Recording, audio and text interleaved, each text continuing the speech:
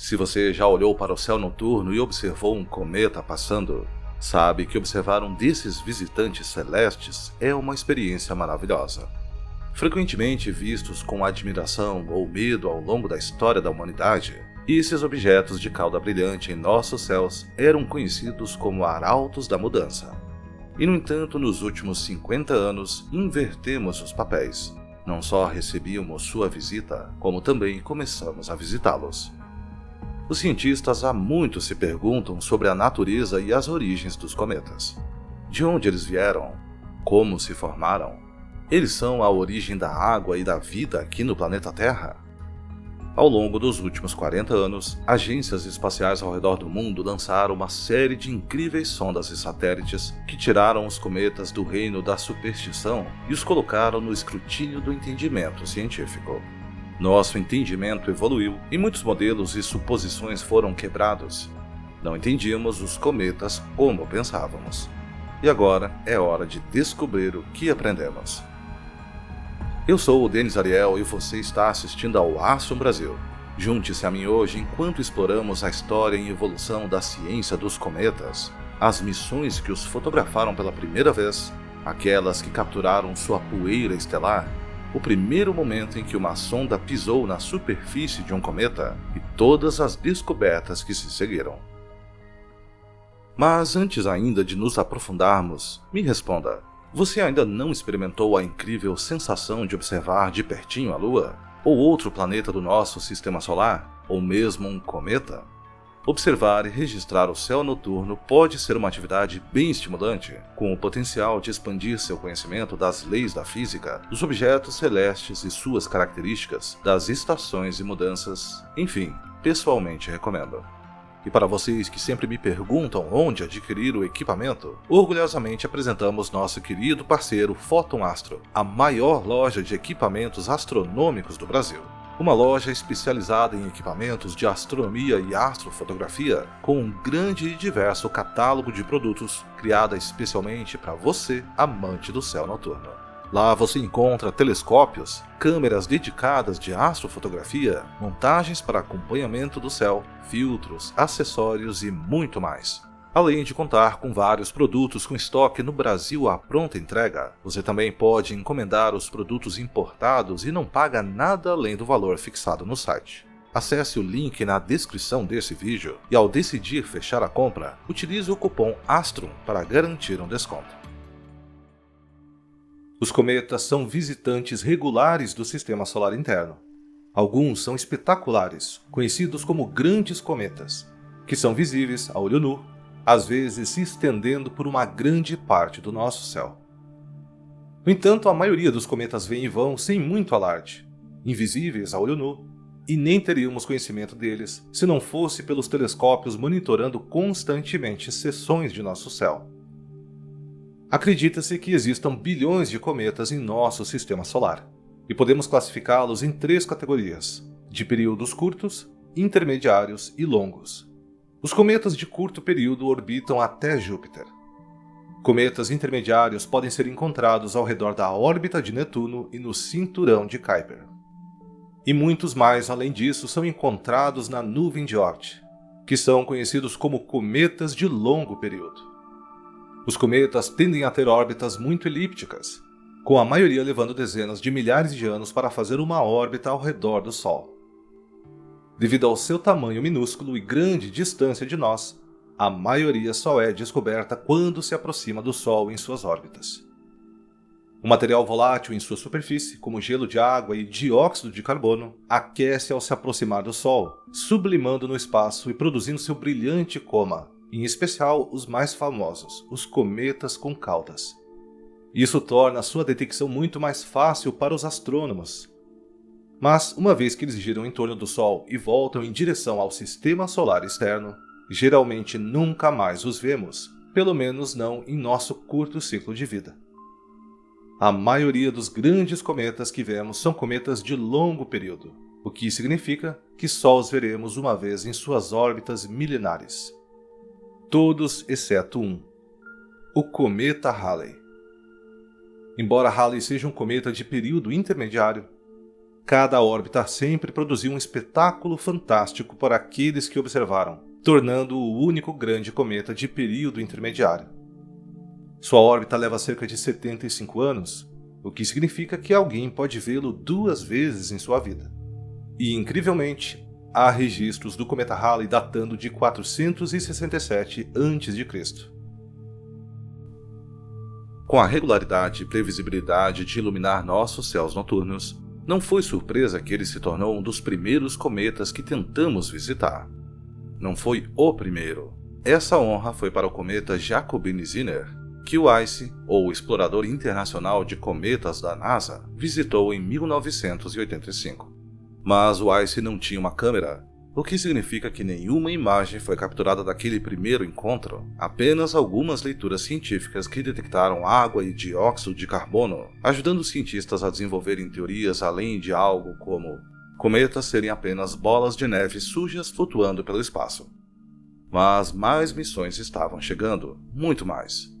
Quando o cometa Halley retornou à nossa região do Sistema Solar, muitas agências espaciais correram para a chance de ter uma visão de perto do núcleo de um grande cometa pela primeira vez. E o resultado? Algo conhecido como a Armada Halley. A Armada Halley é o nome não oficial de 5 missões separadas de 3 agências espaciais diferentes que abordaram o cometa quase ao mesmo tempo. A sonda chamada Giotto era uma missão da ESA. Vega 1 e 2 vieram de uma parceria entre a União Soviética e a França, e as 2 últimas, Suisei e Sakigake, vieram da ISAS, mais tarde conhecida como JAXA ou Agência Espacial Japonesa. Cada uma delas tem uma história muito interessante. Começaremos com Vega 1 e 2. Projetadas principalmente para lançar sondas em Vênus, a missão Vega teve sua nave-mãe redirecionada para o cometa Halley com o uso de assistência gravitacional de Vênus para garantir um cronometrado sobrevoo. Esse auxílio gravitacional se provou muito útil não apenas por causa do aumento de velocidade que as sondas ganharam com o sobrevoo do planeta, mas particularmente importante, pois o cometa Halley tem uma órbita pouco convencional que torna um encontro muito complicado. Sua órbita é altamente elíptica, retrógrada em comparação com os planetas em nosso sistema solar, e inclinada em 18 graus em relação à eclíptica, o que significa que na maioria das vezes está abaixo ou ao sul do plano do sistema solar.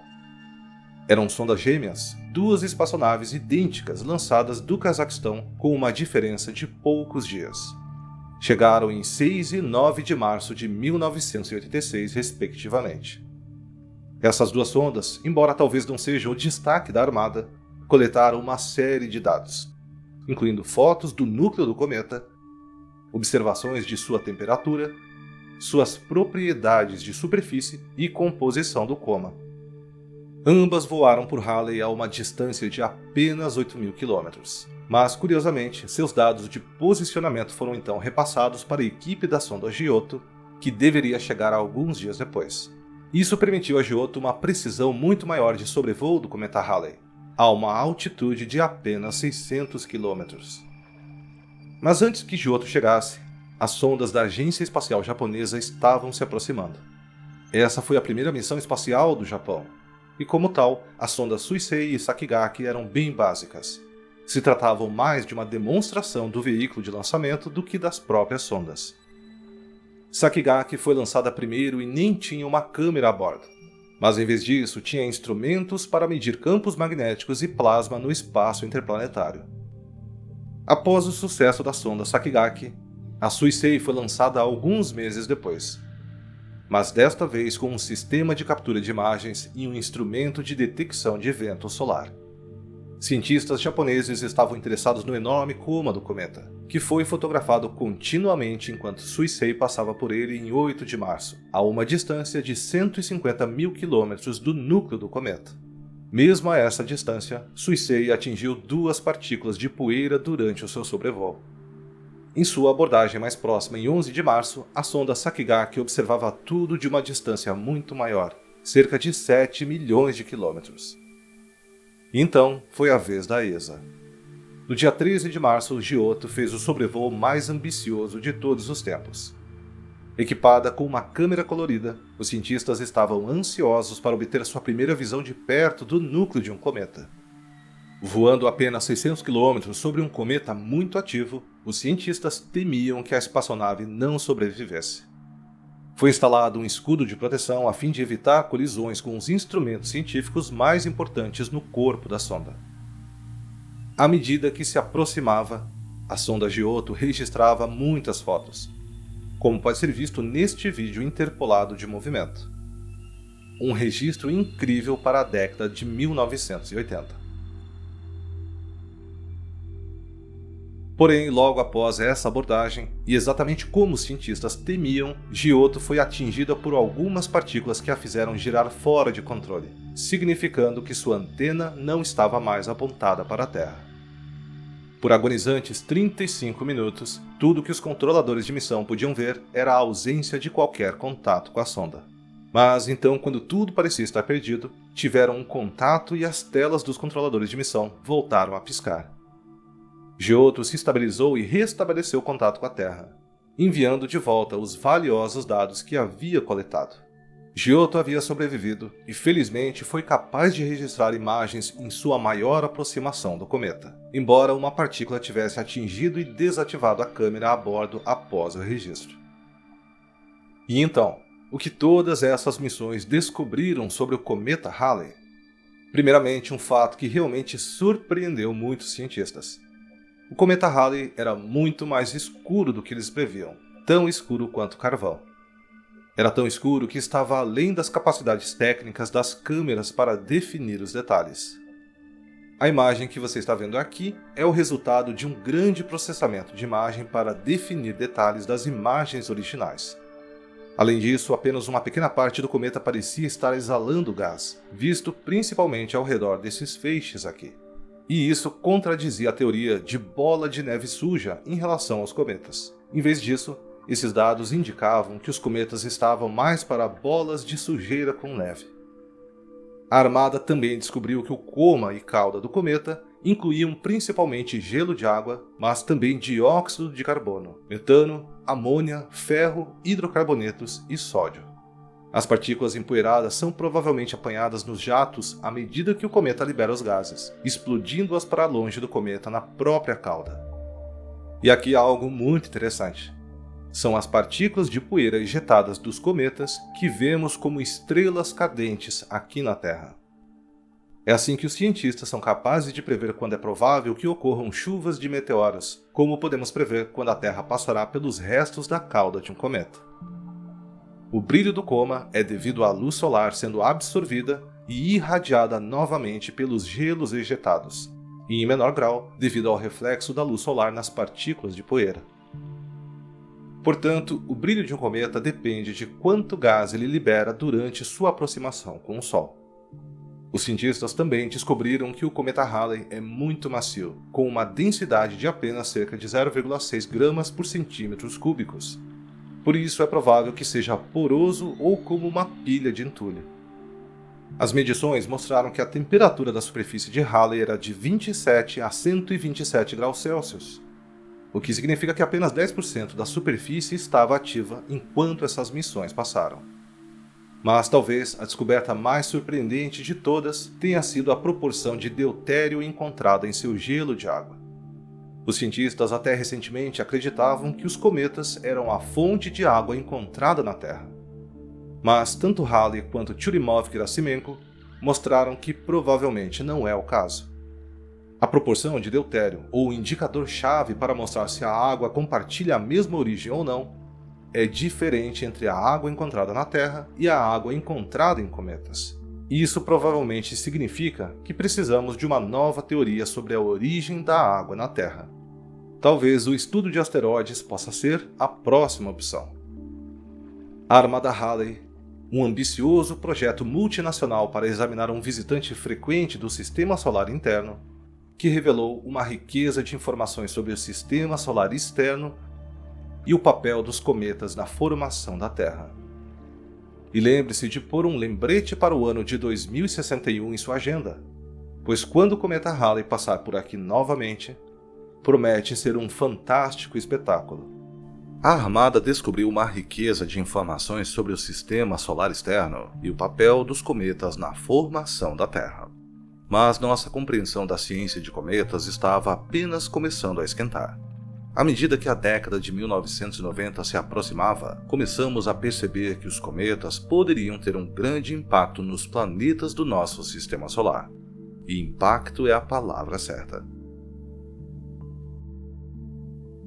Em julho de 1994, cientistas de todo o mundo observaram com espanto quando o cometa Shoemaker-Levy 9 colidiu com Júpiter. A explosão do impacto foi tão poderosa que desencadeou uma força equivalente a 300 milhões de bombas atômicas. Por 6 dias, Júpiter foi bombardeado por 21 impactos separados dos fragmentos do cometa, produzindo gigantes plumas de detritos que subiram 3.000 quilômetros acima dos topos das nuvens. Um feito impressionante considerando a imensa gravidade de Júpiter, e aqueceu a atmosfera do gigante gasoso a temperaturas que chegaram a 30.000 graus Celsius. No momento do impacto, o cometa estava viajando a uma velocidade alucinante de 216.000 km por hora, com seu maior fragmento medindo 2 km de diâmetro. O impacto levantou enormes nuvens de detritos que ficaram visíveis por meses e deixaram uma cicatriz na atmosfera de Júpiter, mais proeminente do que sua grande mancha vermelha. Agora, colisões dessa magnitude não são totalmente desconhecidas. Nosso sistema solar está repleto de evidências de grandes impactos de cometas e asteroides. Os cientistas acreditam que a Terra foi atingida por um enorme asteroide no final do período Cretáceo, o que provavelmente levou à extinção dos dinossauros não aviários. Mas esses eventos são extremamente raros, o que significa que a chance de ver um em ação é uma oportunidade única na vida. Então, como foi esse evento? E o que podemos inferir sobre as probabilidades de um evento semelhante acontecer aqui na Terra? Em 1993, os astrônomos Carolyn e Eugene Shoemaker e David Levy estavam realizando pesquisas no Observatório Palomar, na Califórnia, quando descobriram um cometa periódico que havia sido capturado pela atração gravitacional de Júpiter. Periódico significa que o cometa tem um período orbital inferior a 200 anos. Isso era incomum, já que a maioria dos cometas em nosso sistema solar orbita o Sol. No entanto, Júpiter é tão grande, de longe o maior dos 8 planetas, que sua capacidade de capturar outros objetos que se aproximam de sua órbita não é nenhuma surpresa. Muitas luas irregulares de Júpiter são provavelmente asteroides e cometas capturados que, desde então, queimaram seu material volátil em suas superfícies. Mas esse cometa também tinha outras características incomuns. Por um lado, era grande. Tão grande que os cientistas deduzem que a frequência de impactos semelhantes é uma ocorrência de 1 em 6.000 anos. Mas o cometa também foi fragmentado, provavelmente despedaçado pelas forças de maré de Júpiter em uma abordagem anterior. O mais importante de tudo, no entanto, era sua órbita altamente excêntrica. A excentricidade mede o desvio de uma órbita de um círculo, com 0 sendo o valor de um círculo perfeito, e 1 sendo o limite superior quando uma órbita elíptica se torna hiperbólica. A órbita de Shoemaker-Levy 9, ou SL9, tinha uma excentricidade de mais de 0,998. Em outras palavras, uma órbita extremamente excêntrica. Quase imediatamente, os astrônomos perceberam que existia a possibilidade do cometa colidir com Júpiter, mas sua suspeita se transformou em certeza quando mais dados precisos foram coletados. Em pouco tempo, os astrônomos sabiam que o impacto ocorreria em algum momento de julho de 1994, e logo o mundo inteiro estava esperando ansioso pelo evento. Antecipando o impacto do SL9, os astrônomos monitoraram seus movimentos a partir do Observatório Keck, o telescópio de raio-x Rosat da Alemanha e o telescópio espacial Hubble da NASA, entre outros instrumentos. Mas quando o primeiro dos fragmentos do cometa atingiu Júpiter, em 16 de julho de 1994, o pior cenário ocorreu. Parecia que perderíamos o espetáculo. A trajetória do SL9 significava que o impacto ocorreria no lado de Júpiter voltado para longe de nós. Isso significava que nenhum dos telescópios de alta potência da Terra estava em posição de ver o impacto inicial. Para os cientistas, isso teria sido uma esmagadora decepção. Mas, por sorte, nem todas as nossas câmeras estavam localizadas aqui na Terra. Por puro acaso, a espaçonave Galileu da NASA, lançada em 1989, estava a apenas um ano de Júpiter no momento da aproximação final do SL9. E aconteceu de estar em perfeita posição para registrar o impacto. Mas a sonda Galileu não foi a nossa única câmera distante a ajudar na captura do evento. A espaçonave Ulysses, lançada em 1990 para monitorar o Sol, também foi apontada para Júpiter. E até a Voyager 2 da NASA, localizada a 44 unidades astronômicas de distância, foi programada para monitorar as emissões de rádio do local do incidente com seu espectrômetro ultravioleta. Cada sonda pausou suas próprias missões para trabalhar juntas e nos ajudar a testemunhar um extraordinário evento. Logo após o fragmento A impactar Júpiter, a sonda Galileu viu uma enorme bola de fogo em erupção, atingindo temperaturas de até 24.000 graus Celsius. Sua pluma subiu rapidamente 3.000 quilômetros, o que a tornaria tão grande quanto a Austrália, de norte a sul. Isso foi surpreendente, pois os cientistas não esperavam ver bolas de fogo após a colisão. Alguns minutos depois, massas de detritos ejetados caíram de volta à superfície de Júpiter e queimaram, novamente transformando a atmosfera de Júpiter em uma furiosa fornalha. Em pouco tempo, a rotação de Júpiter trouxe o local do impacto à vista da Terra, permitindo que telescópios de alta potência como o Hubble visualizassem uma enorme mancha escura em Júpiter. A propósito, a rotação de Júpiter é rápida e seu dia dura apenas 10 horas. Você sabia que planetas maiores tendem a ter dias mais curtos do que os menores? O impacto do cometa desencadeou ondas de choque que se espalharam pela densa atmosfera de Júpiter a uma velocidade de 450 metros por segundo. E tudo isso foi apenas durante o primeiro impacto. Por 6 dias, entre 16 e 22 de julho, os fragmentos do cometa bombardearam Júpiter, o maior deles em 18 de julho, quando o fragmento G atingiu o gigante gasoso. Somente esse impacto produziu uma explosão 600 vezes mais poderosa do que todo o arsenal nuclear do mundo, deixando uma enorme mancha escura com um diâmetro da Terra. E por mais espetacular que tenha sido o impacto inicial, as consequências do cometa se mostraram incrivelmente valiosas. Ao estudar as nuvens de detritos, os cientistas tiveram uma janela sem precedentes para observar a atmosfera de Júpiter e seus movimentos. Um vislumbre nunca antes contemplado da composição de Júpiter abaixo de seus densos topos de nuvens, pois as leituras espectroscópicas foram capazes de identificar o material que foi salpicado para cima pelo impacto do cometa. Eles detectaram enxofre diatômico e disulfeto de carbono, e elementos pesados como silício, ferro e magnésio. Curiosamente, também detectaram quantidades substanciais de água, algo não necessariamente antecipado. Não por acaso que um dos principais objetivos da sonda Juno da NASA é de fato localizar onde essa água está escondida na atmosfera de Júpiter. No entanto, uma das implicações mais perturbadoras do impacto foi a percepção de que grandes corpos celestes ainda poderiam atingir planetas. Uma escola de pensamento teorizou que as colisões de grandes cometas e asteroides foram muito mais frequentes no início da existência do Sistema Solar. Mas Shoemaker-Levy 9 deixou claro que colisões muito destrutivas ainda eram possíveis. Aconteceu por acaso e testemunhamos um evento extremamente raro? Ou é algo mais frequente do que imaginamos? Lembre-se de que a tecnologia para ver esse tipo de evento existe há somente 80 anos. Uma colisão de um cometa tão grande quanto o SL9 com a Terra levaria à extinção a maior parte da vida no planeta. E isso teve um efeito dramático em nossa psique coletiva, como qualquer pessoa que viveu a década de 1990 pode atestar. Foi também um alerta para a NASA e várias agências de defesa. Antes do SL-9, o termo defesa planetária nem existia.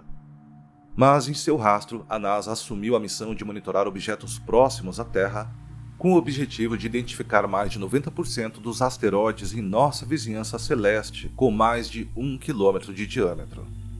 Tendo alcançado essa meta, a NASA está agora a caminho de identificar asteroides maiores que 140 metros. Mas antes de você perder seu sono, saiba que esses eventos são indubitavelmente raros. E há, talvez, outro lado positivo sobre o impacto do SL-9. Júpiter é um grande planeta com uma poderosa influência gravitacional. E como também é um dos planetas externos, alguns cientistas agora pensam que ele pode agir como uma espécie de aspirador de pó cósmico. Sabemos que Júpiter recebe aproximadamente de 2.000 a 8.000 vezes mais impactos de cometas do que a Terra. Então, talvez uma das razões pelas quais os impactos em nível de extinção são tão incomuns aqui na Terra é que Júpiter tem sido um imã para esses tipos de cometas e asteroides. Esse argumento até se tornou parte da hipótese da Terra rara, que sugere que a Terra abriga um conjunto único de condições, sem as quais a evolução da vida complexa seria impossível. No entanto, nem todos concordam com essa hipótese, e de qualquer forma, ainda estamos longe de comprová-la. Portanto, embora possamos não saber a probabilidade exata de um cometa ou asteroide massivo atingir a Terra, o impacto do SL-9 com Júpiter certamente avançou nossa compreensão desses eventos. Além disso, foi, sem dúvida, um momento espetacular que alegrou os espectadores com uma das cenas de ação mais impressionantes já testemunhadas pelos olhos humanos. Talvez um dia tenhamos a chance de ver algo maior, mas espero que não de muito perto. Embora houve outros eventos explosivos, como a erupção vulcânica de Tonga em 2022, por enquanto o primeiro lugar no pódio, é claro, foi causada por um cometa, e seu nome é Shoemaker-Levy 9. E em comparação, a competição parece apenas uma gota em um balde. Então a ciência viu em primeira mão o incrível potencial de impacto dos cometas. Mas eles ainda não entendiam o suficiente sobre a natureza e a composição deles. A armada Halley havia coletado algumas imagens e dados úteis, mas para realmente entender os cometas seria necessário mais do que fotografias. Uma abordagem mais física seria necessária. Entre 1999 e 2005, 2 sondas foram lançadas. Sua missão era interagir com os cometas de maneiras que nunca haviam sido tentadas antes. A primeira levaria consigo equipamento de coleta para colher poeira estelar diretamente da cauda gelada do cometa, para ajudar os cientistas a analisar a composição química desses arautos gelados. A segunda teria uma abordagem mais enérgica. Em vez de coletar silenciosamente um punhado de poeira espacial, colidiria de frente com a superfície do próprio cometa, explodindo com a força de 5 toneladas de TNT para ver o que poderia ser aprendido com a cratera e os detritos resultantes. E no entanto, embora essas 2 missões fossem para cometas diferentes, por acaso houve um cometa que inesperadamente as uniu. Tempel 1. Em 1999, os cientistas da NASA propuseram um plano com esperanças de responder a algumas dessas perguntas. Seria difícil entender a estrutura interna dos cometas simplesmente olhando para a sua superfície. Para saber o que estava acontecendo, os cientistas precisariam cavar um pouco mais fundo. O plano deles era criar uma cratera em um cometa usando uma espaçonave impactadora, que colidiria com o cometa em alta velocidade. Como eles sabiam a massa do impactador e a velocidade em que estava viajando, eles poderiam calcular, a partir do tamanho da cratera de impacto, informações valiosas sobre o cometa. Se sua superfície era um agregado solto de poeira e gelo, ou se tinha uma casca dura e congelada, por exemplo. O cometa que eles queriam ter como alvo era um cometa de curto período chamado Tempel 1, que tinha um núcleo de 8 km de comprimento e 5 km de largura. Os cientistas não tinham certeza do que aconteceria quando o impactador o atingisse. Talvez o impactador perfurasse direto, como acertando um monte de neve, e não criasse realmente uma cratera. Existem muitas teorias, mas os cientistas estavam ansiosos para descobrir qual dessas teorias seria a correta. A NASA aprovou o projeto, dotando-o de um orçamento de 330 milhões de dólares, e o nomeou como Missão Impacto Profundo. Você pode ter pensado que se tratava de uma referência ao filme de Hollywood de 1998 com o mesmo nome, mas aparentemente os nomes para o projeto e para o filme foram inventados de forma independente, mais ou menos na mesma época. Realmente uma coincidência notável, já que o filme Impacto Profundo era sobre cientistas tentando explodir um meteoro que estava em rota de colisão com a Terra, direcionando uma espaçonave carregada de ogivas nucleares até ele. Certamente parece haver algumas semelhanças com a missão da NASA, especialmente quando os cientistas da NASA trabalharam no filme. Por essa e outras razões, acho um pouco difícil acreditar nessa coincidência. Embora, felizmente para a Terra, houvesse algumas diferenças entre o filme e a missão também. A órbita do cometa Tempel 1 não estava em nenhum lugar perto da Terra, e dado o pequeno tamanho do impactador em comparação com o cometa, não havia chance de desviá-lo da sua trajetória atual por mais de 1 centímetro ou mais. Seria mais como uma mosca batendo no para-brisa dianteiro de um grande carro. Além disso, as armas nucleares não seriam necessárias para criar uma cratera no cometa Tempel 1, ou qualquer outro tipo de explosivo.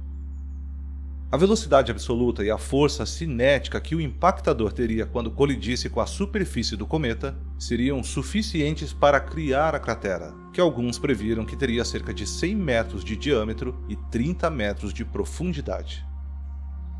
Com a missão em andamento, os cientistas começaram a trabalhar na espaçonave Impacto Profundo. A espaçonave foi, na verdade, feita com 2 partes: a carga útil e a nave-mãe maior para carregá-la e registrar o resultado do impacto. Esta segunda seção, nave-mãe, foi chamada de Flyby. Ela pesava 601 quilos, tinha 3 metros de comprimento e abrigava dispositivos científicos, painéis solares, uma proteção contra detritos e 2 câmeras potentes, a câmera de alta resolução e uma câmera de média resolução. Estas câmeras registrariam fotos do cometa após o impacto, além de ajudar na navegação. O impactador em si era menor, apenas com 372 quilos, mas ainda era bem avançado e levava consigo uma câmera própria. Essa câmera, chamada de ITS, registraria imagens do cometa Tempel 1 até o momento do impacto, transmitindo as informações coletadas para sua nave-mãe Flyby, que então retransmitiria as imagens para a Terra. Houve um grande interesse público na missão em 2003, já que a NASA disponibilizou o envio público de nomes de pessoas para a gravação em um CD, a ser colocado no impactador. Aproximadamente 625 mil nomes foram coletados dessa forma, para serem transportados diretamente para a superfície do cometa Tempel 1. Além disso, a NASA cronometrou o impacto para ocorrer no dia 4 de julho, o dia da independência americana. Embora isso possa ter acontecido porque foi um dia antes do periélio da Tempel 1 e a sua proximidade com o Sol poderia ter produzido imagens mais claras, mas eu suspeito que a razão mais provável para essa data ter sido escolhida era o fato de que os cientistas americanos gostariam da ideia de ter grandes fogos de artifício no céu. A missão Impacto Profundo foi lançada em 12 de janeiro de 2005 em um foguete Delta II. Mas então um problema surgiu. Um dia depois de deixar a órbita da Terra, os computadores de bordo da missão entraram em modo de segurança, o que só deveria acontecer se houvesse uma falha. Aparentemente, algo a bordo estava superaquecendo, e isso assustou um pouco os cientistas. Mas felizmente a causa do problema foi rapidamente descoberta como um pequeno problema de programação. As tolerâncias de calor aceitáveis estavam definidas para valores muito baixos. Então a espaçonave registrou que seus propulsores estariam superaquecendo, quando na realidade tudo estava em ordem. Os engenheiros corrigiram o problema e a espaçonave Impacto Profundo conseguiu iniciar a sua missão de maneira adequada. A espaçonave passou os próximos 6 meses viajando para seu ponto de encontro com o cometa Tempel 1. Nesse período, percorreu 429 milhões de quilômetros. Teve de corrigir o curso 2 vezes na viagem, mas isso foi algo realmente impressionante, pois havia sido planejado originalmente 3 correções de curso durante a viagem. As correções foram tão precisas que uma terceira foi considerada desnecessária. Em 25 de abril de 2005, a missão Impacto Profundo teve seu primeiro vislumbre do cometa Tempel 1. Obviamente, os cientistas da NASA não podiam guiar manualmente a missão, pois havia um atraso de sinal de vários minutos entre nós e a espaçonave. A Impacto Profundo e o cometa Tempel 1 estavam agora a cerca de 130 milhões de quilômetros de distância da Terra, mais do que o dobro da distância mais próxima entre a Terra e Marte. A programação automática e inteligente da missão teria que orientá-la para a etapa final da jornada.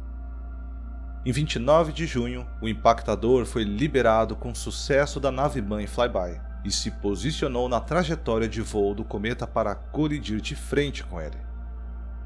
E isso foi feito por alguns motivos. Primeiro, a frente do cometa estava sob a luz do Sol, o que permitiria que melhores fotos fossem tiradas. Em segundo lugar, permitiria que uma velocidade maior acumulada fosse alcançada, resultando em uma força cinética maior. E em 4 de julho de 2005, apenas um segundo antes da hora da chegada prevista, o impactador atingiu o cometa Tempel 1. E que espetáculo magnífico isso produziu! Os cientistas ficaram entusiasmados pela tamanha precisão do acerto ao alvo. O impactador da missão estava viajando a 37 mil km por hora e atingiu o cometa com uma força de 19 gigajoules de energia cinética. Isso produziu o flash brilhante que você vê aqui, cuja energia é aproximadamente equivalente a 5 toneladas de TNT. Esse flash foi muito mais brilhante do que os cientistas esperavam e quase iluminou todo o corpo do cometa Tempel 1. No entanto, ironicamente, o sucesso da primeira parte da missão causou um efeito colateral negativo inesperado. Uma grande nuvem de poeira foi levantada pelo impacto, o que obscureceu a visão da cratera de impacto pela nave-mãe Flyby. A poeira foi liberada do cometa pelos 13 dias seguintes, com um pico de 5 dias. O que tornou difícil ver os resultados deste alvo interestelar, embora tenha oferecido informações interessantes sobre as pressões internas que acontecem dentro do cometa. Cerca de 5 milhões de quilos de água e entre 10 e 25 milhões de quilos de poeira foram ejetados do cometa Tempel 1 naquele período. Felizmente, os cientistas foram capazes de confiar em outros olhos, pelo menos até capturar imagens da explosão. A colisão foi observada por meio de vários outros telescópios na Terra ou ao redor dela, incluindo o Hubble, Swift e até mesmo muitos telescópios de astrônomos amadores. Ainda assim, este era um sério problema. Embora essa liberação de gás fosse fascinante de registrar, o objetivo principal da missão Impacto Profundo era capturar fotos da cratera causada pelo impactador. Sem imagens do resultado, muitas das perguntas sobre Tempel 1 ficariam sem resposta, como sobre sua estrutura e composição. Como um presente parcialmente desembrulhado, Tempel 1 havia sido aberto, mas ainda não havia revelado seu interior. Alguma outra sonda seria necessária para completar a inacabada missão. Felizmente, outra nave capaz de fazer isso já havia sido lançada e, tendo completado sua própria missão anterior, agora vagava serenamente pelo espaço. E estava prestes a receber outra tarefa. É hora de falarmos sobre a Stardust. Vamos voltar ao final dos anos 90, quando a ciência cometária ainda era mais irregular.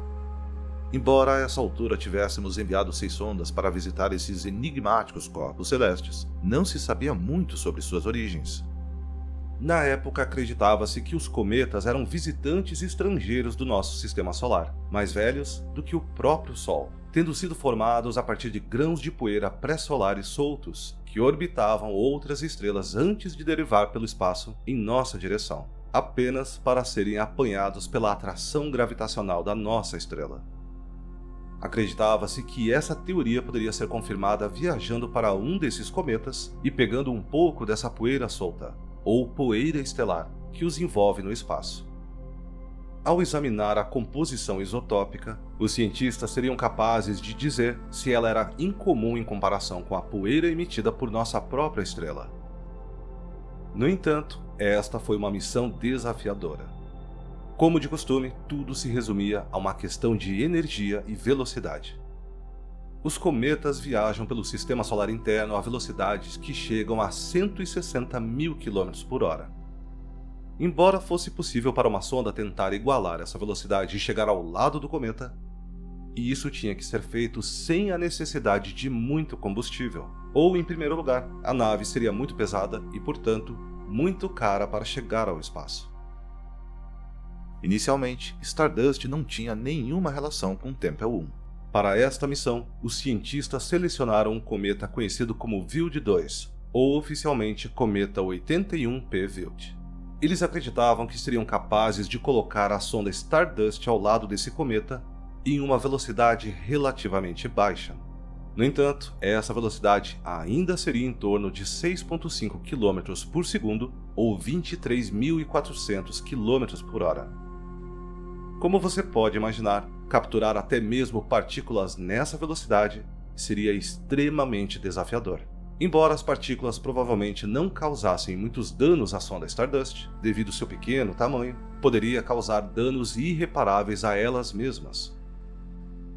Quando um objeto colide com uma superfície a 23.400 km por hora, as chances de ele manter sua forma e estrutura originais são incrivelmente pequenas. Os cientistas não aprenderiam muito sobre a estrutura dessas partículas se as quebrassem em pedaços, sem mencionar o efeito de deformação que toda aquela energia cinética sendo repentinamente convertida em energia térmica teria nas ligações moleculares envolvidas. Então, qual foi a solução dos cientistas? Qual era o seu mecanismo para pegar objetos viajando nessas velocidades?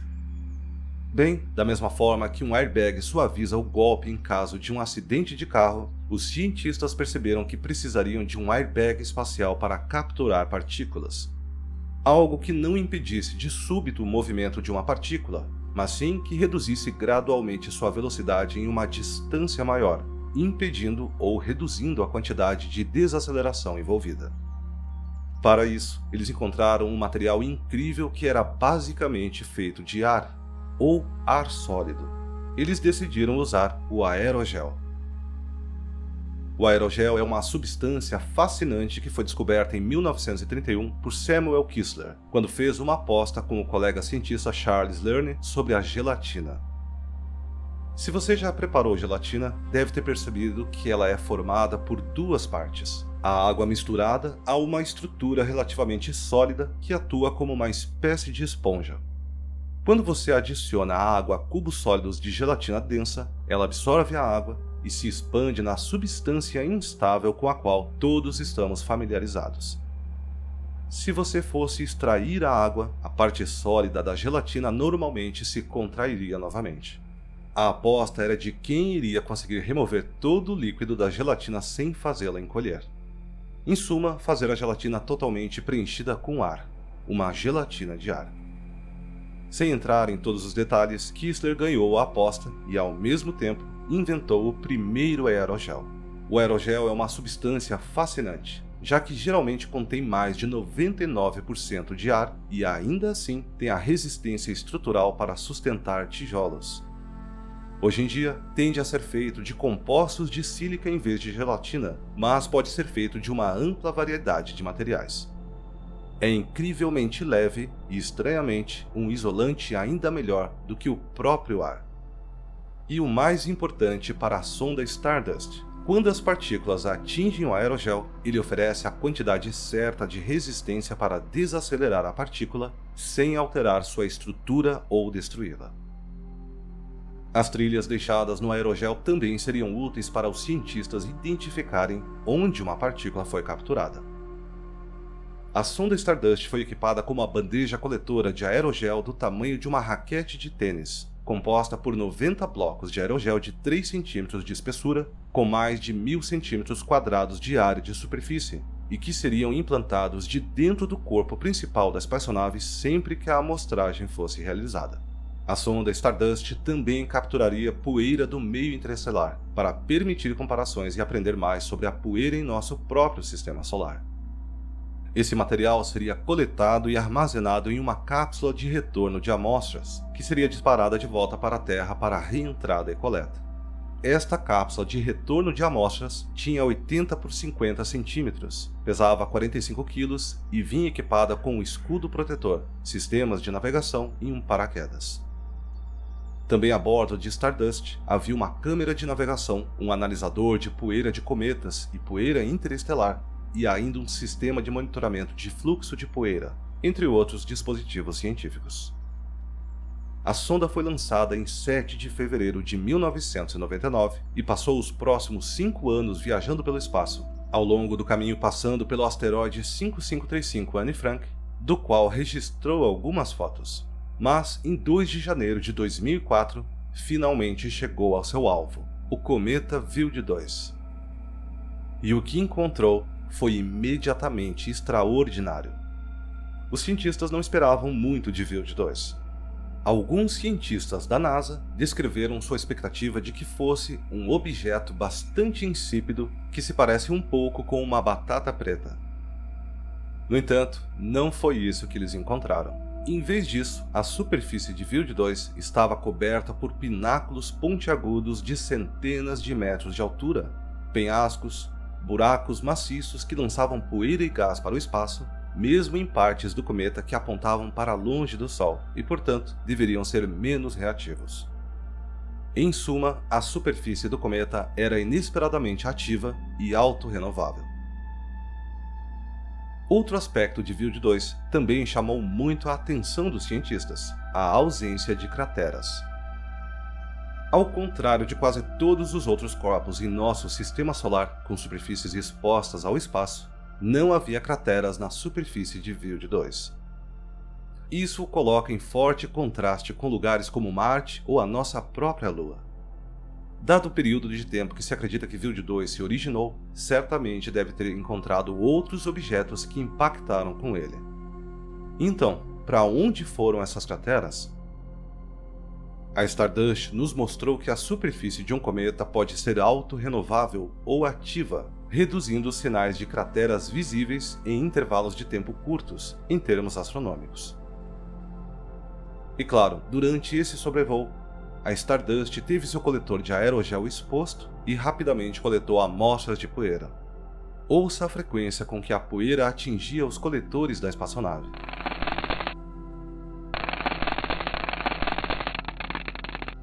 As amostras foram cuidadosamente guardadas e, ao chegar às proximidades da Terra, a sonda Stardust ejetou sua cápsula de retorno de amostras.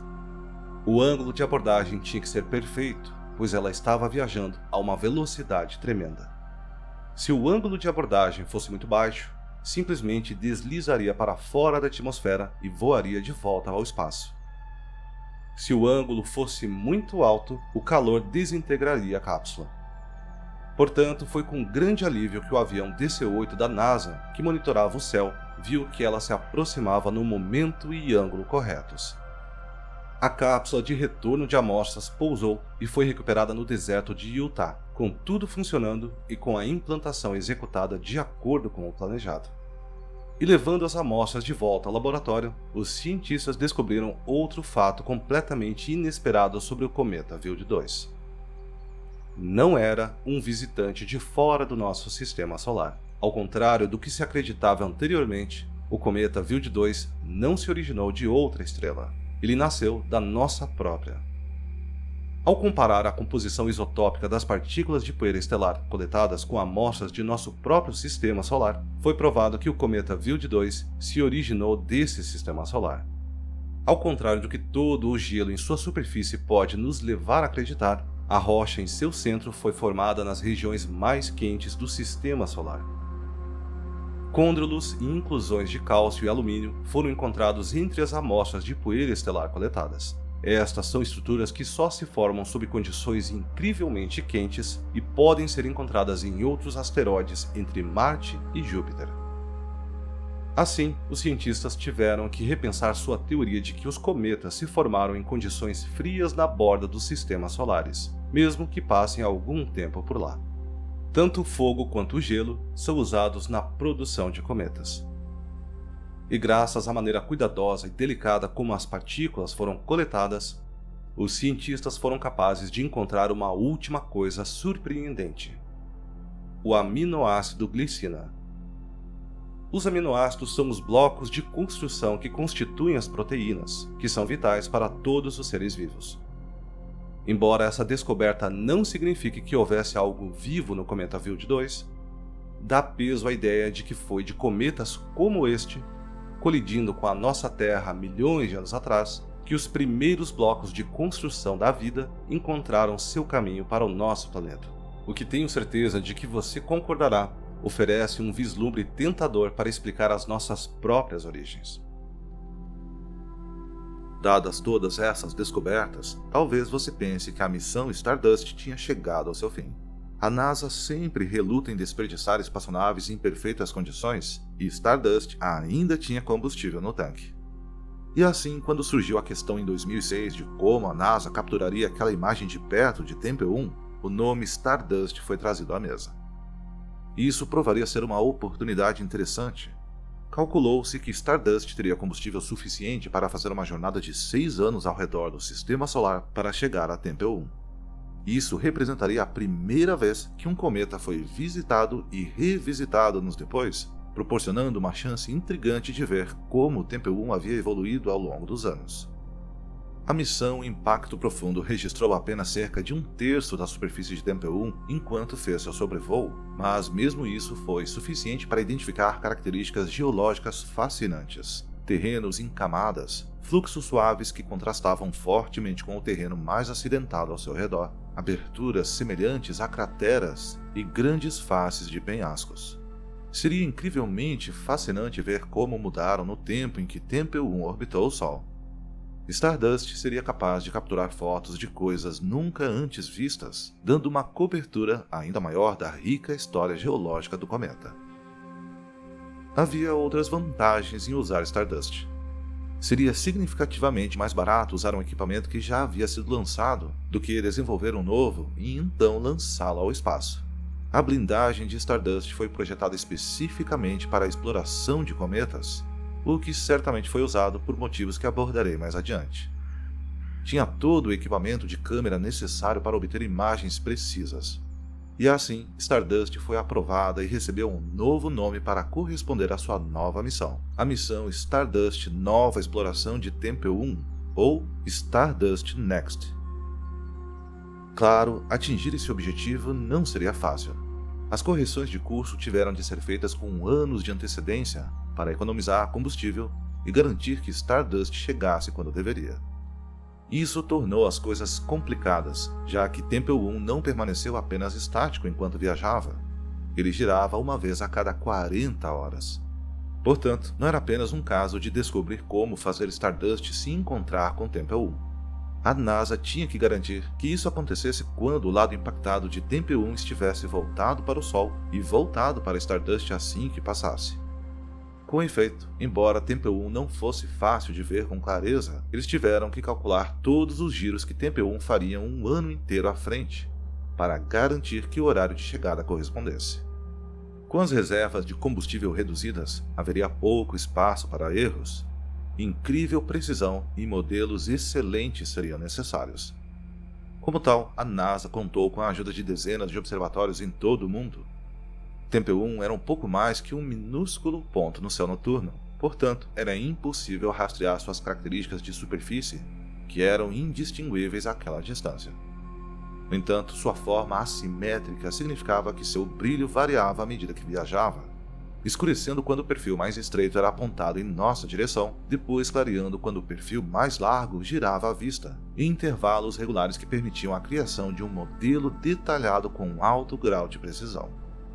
Os cientistas contaram os giros enquanto Stardust viajava. 1, 2, 3.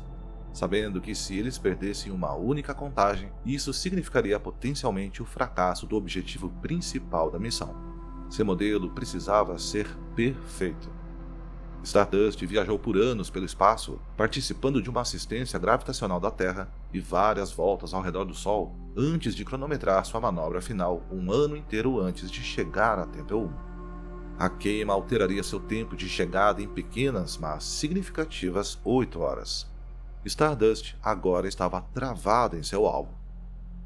Um ano depois, quando se aproximou do cometa, os escudos de Stardust começaram a detectar sons, à medida que minúsculas partículas começaram a passar por ela.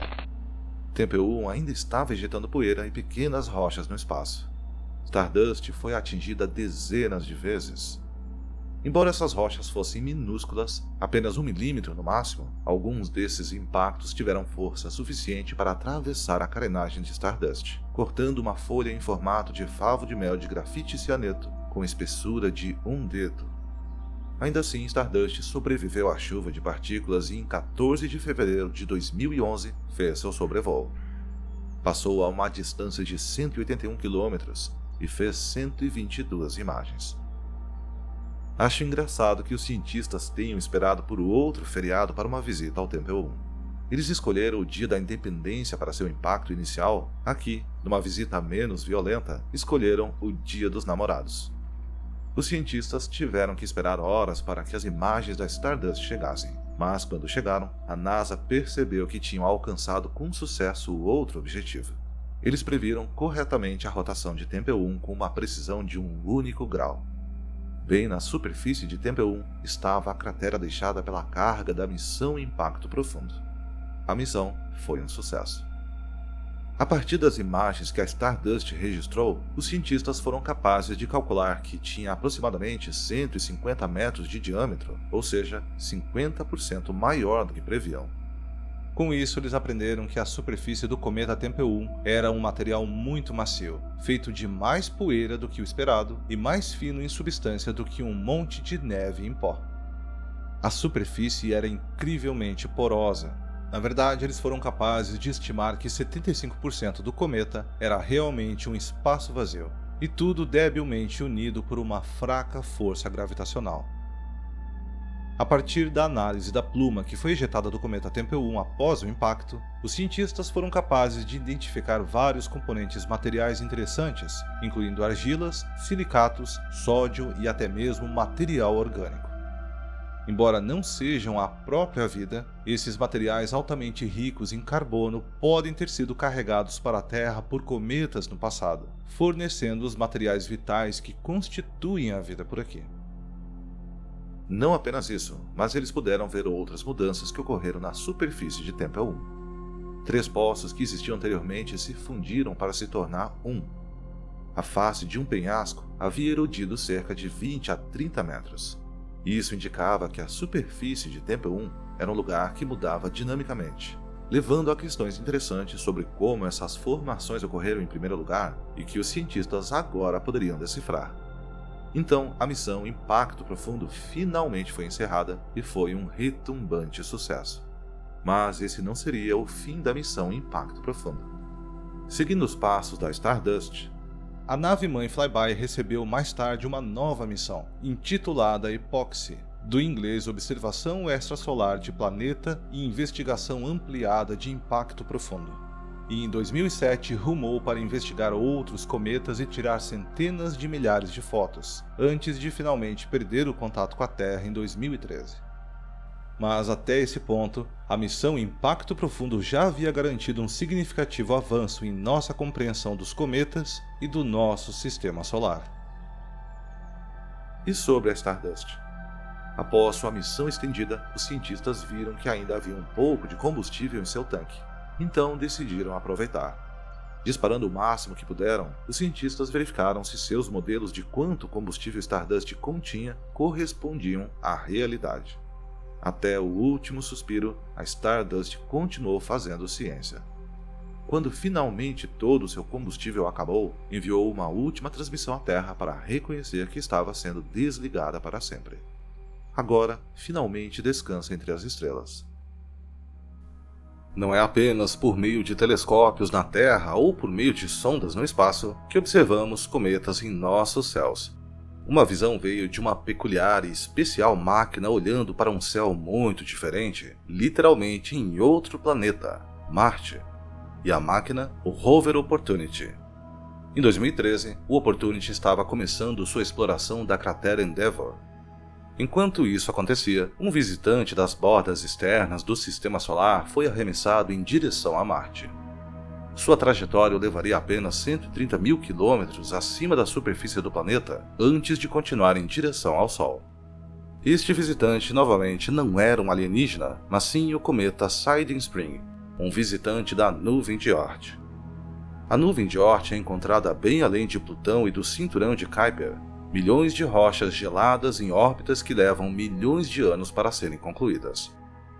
Por ter demorado tanto para acelerar em direção ao Sol do ponto mais distante em sua órbita, a viagem de Marte até sua maior aproximação do Sol levou apenas 6 dias. Isso é 56 km por segundo. No entanto, por causa do sobrevoo de Marte, isso significa que a espaçonave ao redor de Marte estava, na verdade, em uma melhor posição para testemunhar o cometa Siding Spring do que algo aqui da Terra. Os controladores das várias missões também estavam um pouco nervosos com as partículas de poeira que são ejetadas do cometa viajando nessa velocidade, potencialmente impactando e danificando espaçonaves em órbita ao redor de Marte. Como tal, o Hubble, assim como a espaçonave ao redor de Marte, todos começaram as observações deste visitante. Felizmente, os controladores de missão já tinham alguma prática nisso com o cometa Ison, outro cometa que passou por Marte apenas no ano anterior. O cometa Ison, no entanto, estava 80 vezes mais distante do que o Siding Spring estaria, muito longe e muito escuro para o rover detectar. Infelizmente, era dia quando o Siding Spring se aproximava mais de Marte, mas o Opportunity conseguiu tirar algumas fotos dele pouco antes do amanhecer. Você consegue identificá-lo? Aqui está a versão anotada da mesma imagem. Menciono essa história porque ela levou a uma observação interessante. Conforme o cometa passava, nenhuma das espaçonaves foi danificada por partículas de poeira ejetadas, mas o que eles observaram desse sobrevoo foi completamente inesperado. Ao passar, o cometa Siding Spring mergulhou o fraco campo magnético de Marte no caos, embora temporariamente.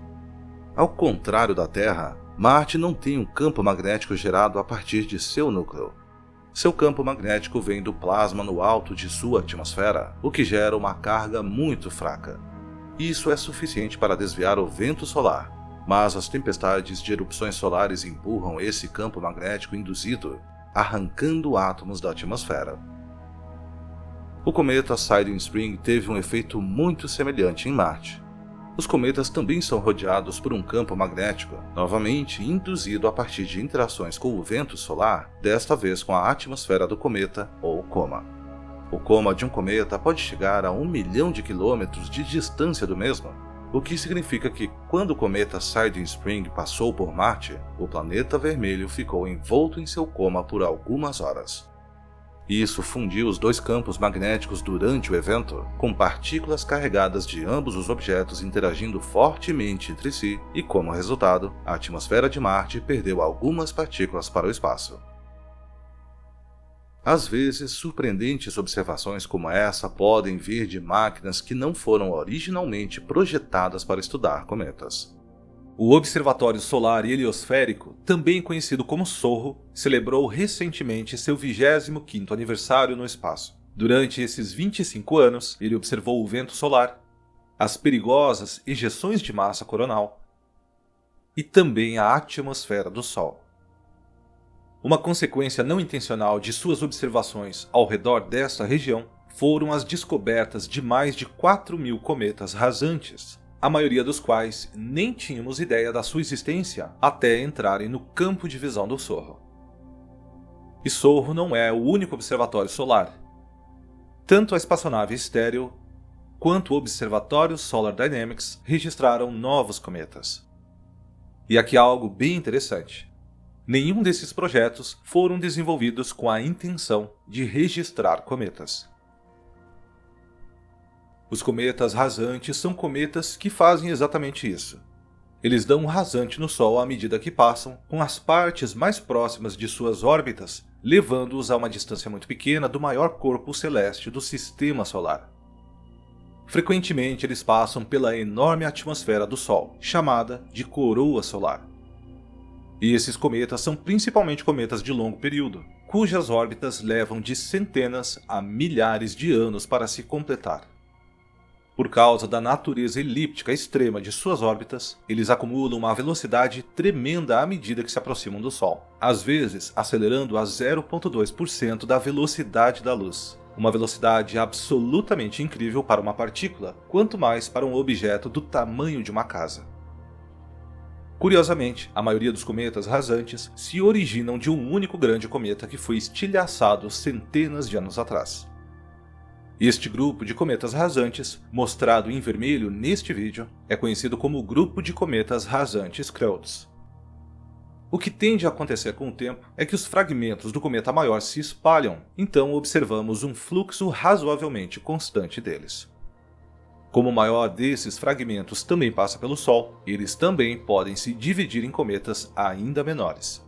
E a razão pela qual acreditamos que a maioria dos cometas rasantes se originou de um grande cometa é justamente por seguirem o mesmo caminho orbital. O cometa mais brilhante do último milênio, conhecido como cometa Aikya-Seki, era provavelmente um fragmento. Estava tão brilhante ao se aproximar do Sol que podia até ser visto durante o dia. Você já deve ter ouvido falar de um fragmento famoso deste cometa que iluminou vagamente o céu do hemisfério sul em 2011. O cometa Lovejoy. Embora o cometa Lovejoy não fosse tão brilhante a olho nu, ele gerou algumas imagens de longa exposição muito impressionantes e foi visto por todos os satélites observadores do Sol. Não se esperava que o cometa Lovejoy sobrevivesse a este encontro próximo com o Sol, já que estaria na coroa solar de mais de 1 milhão de graus Celsius por mais de uma hora. No entanto, surpreendentemente, ele foi registrado passando do outro lado do disco solar aparentemente intacto, embora provavelmente tenha sido severamente afetado pela experiência. O mesmo ocorreu com o cometa de nome Ison. Você deve se lembrar que o cometa Ison era esperado para ser um cometa brilhante, potencialmente visível a olho nu quando passou pelo Sol em 2013. Infelizmente, esse não foi o caso.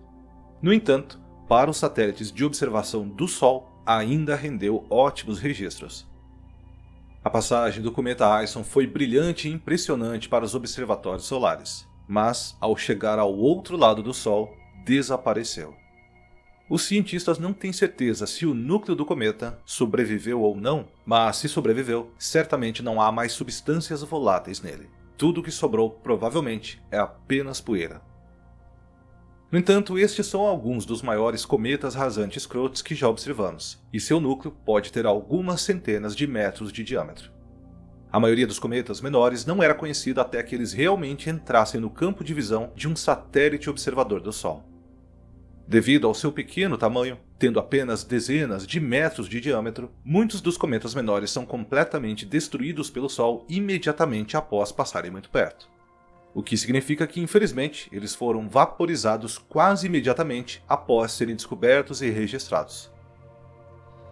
Às vezes, eles passam pela parte de trás do disco solar para nunca mais emergir do outro lado. Embora em outras ocasiões, o ângulo da órbita dos cometas permita que possamos testemunhar essa vaporização enquanto ela acontece. A essa distância do Sol, o calor é imenso e a gravidade avassaladora. Os cometas gelados não apenas evaporam rapidamente, mas seus elementos rochosos também são dilacerados por forças de marés. Nossos próprios encontros imediatos com cometas mostram que eles tendem a ser estruturalmente fracos e muito porosos, às vezes nada mais do que uma pilha de entulho mantida unida apenas por sua própria e pequena gravidade. Então, combine isso com a influência gigantesca do Sol e até mesmo os maiores cometas rasantes sairão com muitas cicatrizes. Agora, há um fenômeno interessante que às vezes acontece quando um cometa rasante passa pelo Sol. No exato momento, uma ejeção de massa coronal é registrada, e temos inúmeros registros disso. No entanto, os cientistas ainda são da opinião de que não há um mecanismo responsável para um cometa rasante causar uma ejeção de massa coronal. E esses cometas simplesmente não são grandes o suficiente para ter qualquer impacto consequente no Sol. Então, atualmente, acredita-se que esses exemplos que você vê aqui são mera coincidência. O que os cientistas gostam nos cometas rasantes é que, embora não possamos enviar sondas muito próximas à coroa solar, já que é simplesmente quente demais para isso, temos milhares de cometas dispostos a fazer esse árduo trabalho por nós. E os cometas são perfeitos para observarmos aspectos específicos de estudo, como, por exemplo, entender melhor os campos magnéticos dentro da coroa solar, para então prevermos melhor as ejeções de massa coronal e também, de uma forma geral, o clima espacial. Observe que quando um cometa passa pelo Sol, a sua cauda balança. As partículas na cauda esquentam tanto que se transformam em um plasma que pode ser visto facilmente pelas câmeras ultravioleta dos satélites. O plasma reage fortemente aos campos magnéticos, então acredita-se que o movimento que você vê na cauda se deva à maneira como a cauda interage com as linhas do campo magnético da coroa solar. Atualmente, um dos temas que temos pouco entendimento ainda é justamente o clima espacial. Então, quanto mais cometas passarem, maior será o nosso entendimento sobre esse misterioso ambiente. E ainda teremos essas impressionantes passagens dos cometas rasantes registradas em belíssimas imagens. Mas quando se trata de expandir a ciência de cometas, nada pode superar uma missão dedicada. Depois da armada Halley, Stardust e Impacto Profundo, capturamos inúmeras imagens de cometas. Pegamos a poeira que compunha suas caudas e até colidimos com um. Mas isso deixou um passo lógico para tentar em seguida, tentar pousar na superfície de um cometa. E foi isso que a ESA tentou fazer em 2015. A nave espacial Rosetta Philae, que visitou o 67P Churyumov-Gerasimenko, foi talvez a missão mais ambiciosa da ESA. A NASA não é a única que realizou missões de tirar o fôlego para outros mundos. A missão Rosetta foi, na minha opinião, uma das respostas da ESA frente a algumas das mais impressionantes missões da NASA. No entanto, nem tudo saiu conforme o planejado com esta missão. A Philae, a parte de pouso da missão, deveria realizar experimentos científicos na superfície do cometa por 5 meses, mas não chegou nem perto disso. Para nossa última parada nessa excursão pelo mundo em evolução da ciência de cometas, vamos explorar os altos e baixos da visita de Rosetta Philae ao cometa 67P. Mas fique tranquilo, guardamos o melhor e mais estranho cometa para o final. O 67P é atualmente um cometa da família de Júpiter, embora já tenha sido um objeto do cinturão de Kuiper. A missão Rosetta Philae foi lançada no dia 2 de março de 2004 a bordo do foguete Ariane 5 da ESA. Ele foi inicialmente definido para ser lançado em 12 de janeiro de 2003 e tinha um alvo totalmente diferente. Mas o foguete Ariane 5 teve uma grande falha alguns meses antes com outra missão, e com isso todos os lançamentos foram postergados até que pudessem determinar e corrigir o problema. Com a janela de lançamento para aquele cometa perdida, um novo alvo teve de ser escolhido, e a ESA decidiu-se por 67P devido à posição ideal em sua órbita. Uma vez no espaço, a espaçonave Rosetta teve uma jornada agitada de 7 anos em seu caminho para o cometa. Como costuma ser o caso com missões para o sistema solar externo, foi necessária alguma ajuda da gravidade para chegar tão longe. Ela sobrevoou a Terra em 2005 e em seguida sobrevoou Marte em 2007. Este sobrevoo de Marte era muito arriscado, seria apenas 250 quilômetros acima da superfície de Marte. Além disso, durante esse sobrevoo que durou 15 minutos, estaria completamente na sombra do planeta vermelho, e como a espaçonave era movida à energia solar, ela teve que entrar em modo de espera ou seus níveis de energia teriam sido perigosamente baixos. Essa parte da missão dependia das baterias da espaçonave como fonte de energia principal para se religar após o sobrevoo, algo que não fazia parte do projeto original. Também significava que nada poderia ser transmitido de volta para a Terra enquanto o sobrevoo ocorria. Então, os controladores da missão simplesmente tinham que esperar e torcer para que a nave pudesse se ligar novamente. Eles chamaram isso de aposta de bilhões de euros. Mas o sobrevoo foi um sucesso e a missão continuou até mesmo conseguindo capturar algumas fotos de Marte no processo. A espaçonave voou pela Terra uma segunda vez, novamente em 2007, a uma distância de 5.700 km. Curiosamente, durante este sobrevoo, ela foi localizada e dada como um asteroide próximo à Terra, e ainda adicionada ao programa de monitoramento Catalina Sky Survey como um asteroide de 20 metros com um potencial risco de impactar nosso planeta. Só alguns dias depois é que o erro foi descoberto. Voltando ao sistema solar com maior velocidade desde o sobrevoo, sua trajetória passou por 2867 Steins, um pequeno asteroide de 5 km no cinturão de asteroides além da órbita de Marte. A Rosetta fez um último sobrevoo sobre a Terra em 2009, que finalmente deu o impulso necessário para alcançar o cometa. Durante essa última etapa da viagem em 2010, ela passou por outro asteroide chamado 21 Lutetia, que tem 100 km de diâmetro. Ver esses dois asteroides nos dá uma comparação interessante sobre asteroides e cometas, porque, como você está prestes a ver, eles têm uma aparência muito diferente. Depois de visitar 21 Lutetia, a espaçonave entrou em modo de hibernação até 2014, até que começou a se aproximar do cometa de 4,5 km de largura, Churyumov-Gerasimenko. Depois de uma série de queimas com os propulsores a bordo, eles alinharam a trajetória de Rosetta com a trajetória do cometa. Conforme Rosetta se aproximava, essas imagens fantásticas começaram a aparecer e surpreenderam a todos.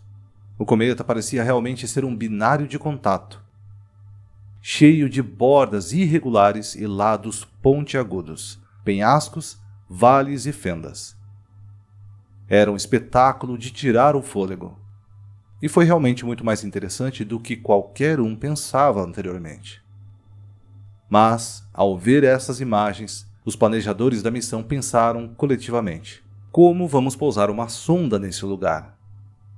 A missão Rosetta Philae tinha duas partes: o orbitador Rosetta, ou a nave-mãe da missão, e uma sonda muito menor, Philae.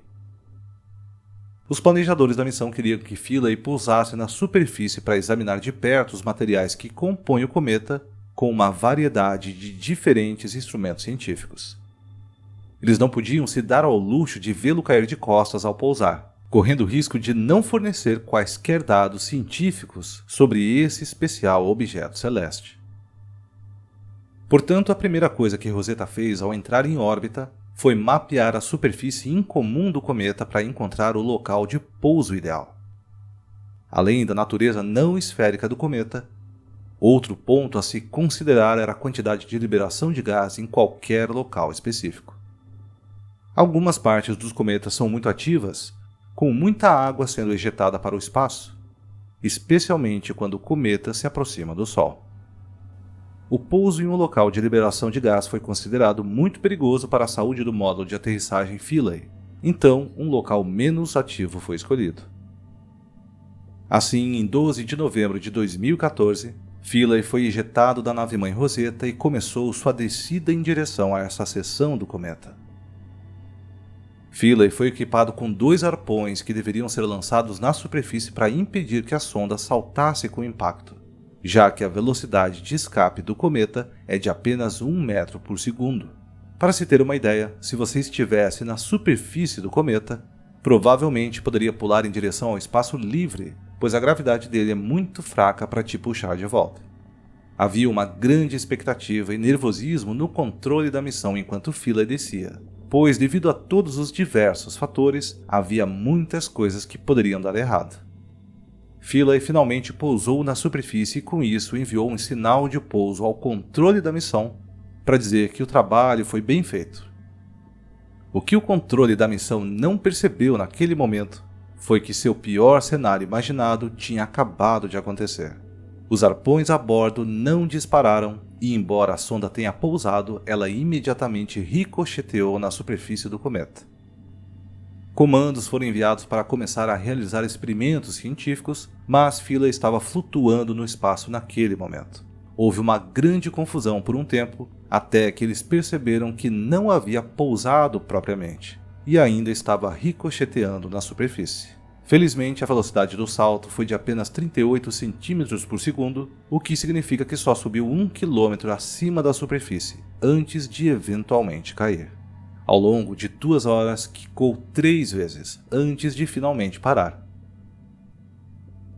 Infelizmente, porém, estava bem longe de seu local de pouso inicial e veio parar aqui, em uma região que costumava ser obscurecida pelo sol, o que significava que rapidamente ficaria sem energia devido aos painéis solares não receberem muita luz. Por outro lado, foi de uma extrema sorte ter pousado da maneira certa para que ainda pudesse coletar pelo menos alguns dados científicos valiosos. Os controladores da missão de repente tiveram uma pressa em coletar o máximo de dados científicos possível antes que as baterias acabassem. Sua missão estimada de 5 meses repentinamente ficou encurtada para menos de 60 horas. Em 14 de novembro, a bateria foi drenada e a comunicação foi perdida. Surpreendentemente, em junho de 2015, com o aumento da exposição ao Sol devido à aproximação do cometa durante sua órbita, o pequeno módulo de aterrissagem Philae foi capaz de se ligar novamente e enviou um sinal de volta para a Rosetta. Embora o sinal fosse intermitente, a sonda foi capaz de realizar um último experimento científico, que era perfurar a superfície do cometa, e enviou de volta os seus resultados. Com o passar do tempo, porém, o cometa se tornou mais ativo à medida que se aproximava do Sol. Originalmente ele liberava apenas 500 gramas de água e poeira por segundo, mas neste ponto estava liberando 300 quilos por segundo. O que significava que, para se manter segura, Rosetta tinha que orbitar o cometa cada vez mais longe. Em 9 de julho, Philae transmitiu seu último sinal e depois ficou quieta para sempre. Não foi até setembro que os controladores da missão finalmente encontraram o local de descanso final para Philae. Aqui você pode ver sua perna esticada. Saber onde o Philae pousou era importante, pois colocaria os dados científicos coletados em perspectiva. Então, o que Philae descobriu enquanto estava na superfície? Foi um bom uso dessas 60 horas? E o que dizer de Rosetta em órbita? Foi capaz de fazer algumas descobertas inovadoras? Apenas chegar a este cometa já foi uma revelação para os planejadores da missão. Até agora, nada no sistema solar que foi examinado de perto se parece com o cometa 67P. Tem cerca de 5 km de diâmetro em seu ponto mais longo e tem 2 lóbulos, que são unidos por um trecho estreito de material no meio. Isso por si só era um pouco incomum, mas também é muito irregular, ao contrário de muitos asteroides que já visitamos. Durante o curso da missão, foi descoberto que a superfície deste cometa é bastante mutável. Se olharmos atentamente para o pescoço que conecta os 2 lóbulos, torna-se aparente que esta seção está sob tensão mecânica. Olhando para essas rochas, podemos ver que há linhas de fratura passando por elas. As linhas de fratura também são aparentes de um ângulo diferente. Os cientistas usaram modelos baseados em linhas de fratura encontradas em toda a região do pescoço para determinar que essas fraturas permeiam profundamente adentro do cometa, até 500 metros abaixo da superfície. Parece que conforme o cometa gira em torno do seu eixo, os 2 lóbulos estão se afastando um do outro, afinando a região do pescoço gradualmente com o tempo. Enormes pedregulhos de 10 metros foram observados sendo deslocados por esse estresse mecânico, bem como pela volatilidade da superfície, às vezes por até 100 metros devido à fraca gravidade do cometa. Isso também implica que o cometa é realmente muito frágil e poroso, um fato desconhecido sobre os cometas para nós até essa missão. Além de linhas de fratura, camadas também podem ser vistas, o que implica que durante a sua formação, esse cometa foi se formando gradualmente ao longo do tempo. No entanto, embora seja frágil, a superfície do cometa é muito mais dura do que o esperado. Os cientistas pensaram que o local de pouso inicial de Philae seria quase macio, como uma espécie de neve suja, mas este não foi o caso. Quando Philae pousou no 67P para interagir diretamente com o cometa, descobriu que seu local de descanso final era sólido, considerado gelo de água com uma fina camada de poeira. Os controladores da missão de Philae tentaram obter uma amostra do solo, mas como você pode ver, Philae acabou em um ângulo estranho e não foi capaz de colocar sua broca na superfície. No entanto, as leituras ainda podiam ser obtidas examinando-se o material da própria nave, logo após Philae eventualmente pousar.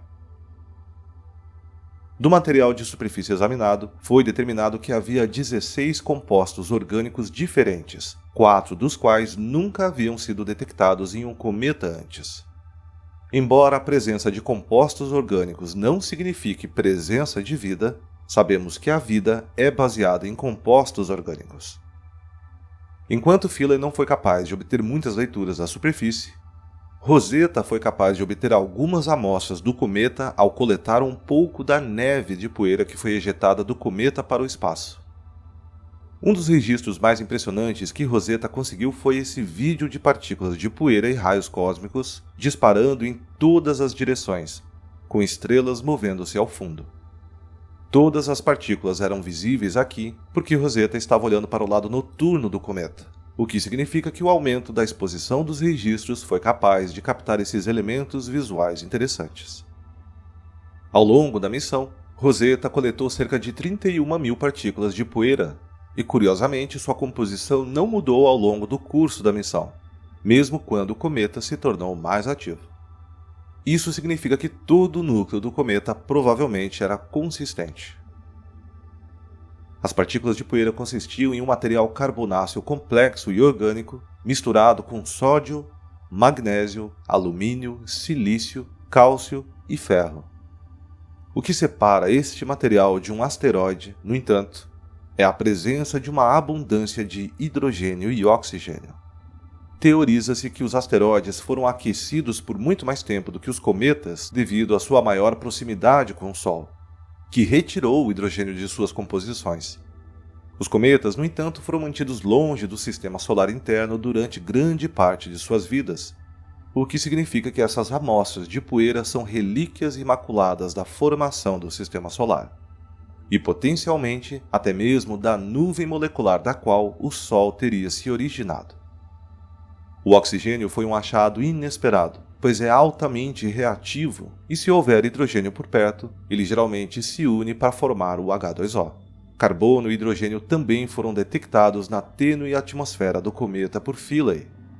As partículas de poeira que você vê aqui são minúsculas. A maior que foi coletada tinha apenas 2 milímetros de diâmetro. Mas, curiosamente, são partículas como essas que iluminam o céu durante uma chuva de meteoros. O que essas visões nos dão é uma noção do material que formou o Sistema Solar, para que possamos ver de onde o nosso Sistema Solar evoluiu. Os cometas tendem a ser muito escuros, refletindo apenas de 3 a 4% da luz do Sol que incide sobre eles, o que talvez não seja o esperado de algo que possui gelo de água. Mas, na verdade, nem muito do gelo em um cometa está exposto à superfície diretamente. A maior parte do cometa é revestida por essa camada de poeira carbonácea complexa, de aparência mais escura que o asfalto. A luz que não é refletida é absorvida, aquecendo o material volátil abaixo da camada de poeira, causando a liberação de água e dióxido de carbono, que também explodia as minúsculas partículas de poeira que Rosetta pegou no espaço. Essas seções coloridas nesse time-lapse mostram gelo de água exposto, e como você pode ver, não é uma porcentagem muito grande do próprio cometa. Afastando um pouco o zoom e observando cometas em panorama, percebemos que é por essa razão que os cometas têm duas caudas. Uma cauda segue a órbita do cometa. Esta cauda é a cauda de poeira. A cauda de poeira é iluminada porque reflete a luz do Sol. A outra cauda consiste no material volátil, a água e o dióxido de carbono liberado pelo cometa. Essa cauda segue a direção do vento solar, e essas partículas são iluminadas por ionização e interações com as partículas carregadas do Sol. Frequentemente é difícil ver cometas a olho nu na Terra, mas de vez em quando um cometa libera material suficiente para ser visível. No hemisfério norte, os residentes puderam ver Hale-Bopp em 1997. Imagine que visão incrível de se ter no céu. Aqui no hemisfério sul tivemos um pouco mais de sorte com os cometas, como por exemplo o McNaught em 2007 e o Lovejoy em 2011. Voltando ao 67P, antes de qualquer coisa, havia uma outra razão muito grande pela qual a missão Rosetta Philae foi comissionada: definir se a água presente nos cometas seria a fonte de água na Terra. Antes dessa missão, a teoria era que a Terra era bombardeada por cometas no início do seu desenvolvimento, quando o sistema solar ainda era muito caótico. Considerando que uma grande parte dos cometas são gelo de água, eles poderiam ter dado à superfície da Terra a água que temos hoje. Mas, como se constatou a partir das descobertas de Philae, esse não foi o caso. Os cientistas foram capazes de determinar isso a partir da proporção de deutério para hidrogênio do vapor de água, que é significativamente diferente da proporção encontrada na Terra. Deutério é um isótopo de hidrogênio com um nêutron adicionado. A proporção de deutério para hidrogênio na água é a chave para determinar onde no sistema solar um objeto se originou. Aqui está a proporção de deutério da Terra e aqui está a proporção do cometa 67P. Como você pode ver, são muito diferentes. Apenas 2 cometas tiveram seu vapor d'água medido para o deutério diretamente, o 67P e o cometa Halley. E nenhum deles sugere que os cometas foram a fonte de água na Terra. Em vez disso, esses dados dão mais peso aos modelos que sugerem que asteroides são a fonte de água na Terra, embora seu conteúdo de água seja geralmente muito baixo. Se esse for o caso, a Terra deve ter passado por um período muito difícil durante a sua formação. Rosetta e Philae também foram equipadas para detectar se o cometa tinha um campo magnético. Inicialmente, os cientistas pensaram ter descoberto a presença de um campo magnético no cometa, cujo zumbido eles converteram em som de áudio. Ouça isso.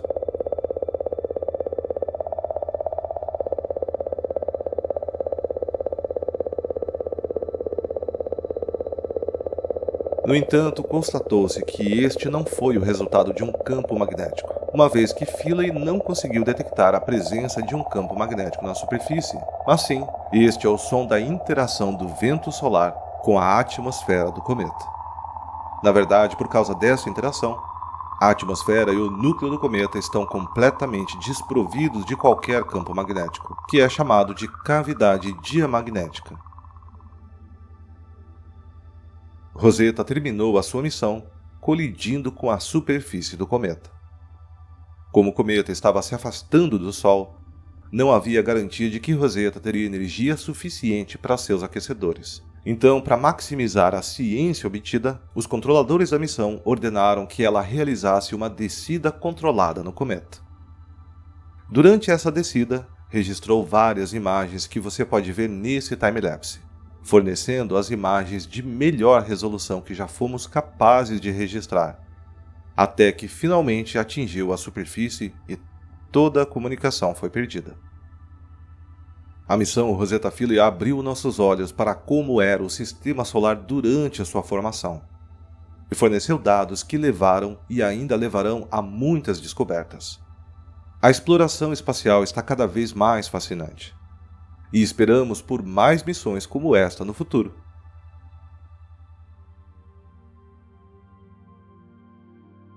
Os cometas são realmente fascinantes, e graças ao trabalho incrível de todas essas missões, podemos aprender muito sobre sua composição interna e funcionamento. Ao mesmo tempo em que mantivemos sua beleza, penetramos em suas camadas de enigma. Entendemos que eles não são visitantes estrangeiros, mas são originários daqui, do nosso próprio sistema solar, e podem até ter levado ao florescimento da própria vida neste planeta. E foi a engenhosidade e a precisão humanas que permitiram que essas descobertas fossem feitas. Então, da próxima vez que você observar um cometa, com sua bela cauda se projetando pelo espaço para longe dele, não será mais tão misterioso ou algorento. Eles podem até ser a razão de você estar aqui hoje. Mas o que eu mais amo é que, mesmo agora, ainda há muito a ser descoberto sobre cometas. Sem dúvida, haverá muito mais missões para obter imagens e amostras de cometas no futuro.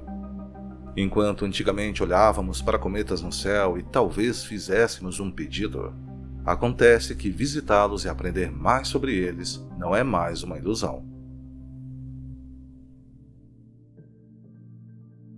Muito obrigado a todos que se inscrevem no canal, todos que comentam, que assistem e que curtem o conteúdo. É sempre uma alegria contar com o apoio de vocês. E se deseja ajudar ainda mais o canal, conheça o nosso querido patrocinador Photon Astro. Além de dispor de atendimento especializado, os melhores equipamentos de astronomia e a garantia de quem conhece o assunto, você pode adquirir seu primeiro equipamento ou, quem sabe, aprimorar seus recursos na astrofotografia.